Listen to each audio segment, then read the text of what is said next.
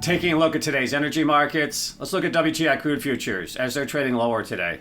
Crude futures trading lower now for a third session. Today we're looking at the futures market trading down about 1.5%, currently priced right around $61.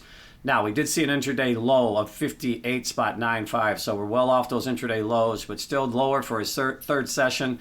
And trading down basically to a four-year low here before we did see a little bit higher price action. And driving factors today, it's really all about global trade tensions and the concerns about demand moving forward from a global perspective for crude. I think that's really one of the primary drivers as to why we're seeing continued selling pressure.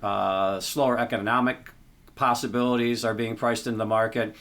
And I think that that's really having a significant impact as far as demand from a global perspective.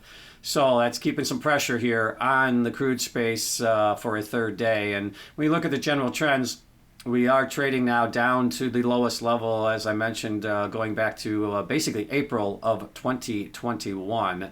So we came off those lows, but still at the low end of this range over the last 4 years with this continued selling pressure in the crude space. But what is interesting is, outside of the fact that we are at the four-year lows for crude, is the fact that RBOB's pretty much still within the range over the last several months. If you look at RBOB price action here, it's still holding the range really for the better part of the last 6 months, even though crude continues to move lower. So there is some dispersion there as, again, the energy sector continues to realize some volatility from some of the concerns from a global perspective.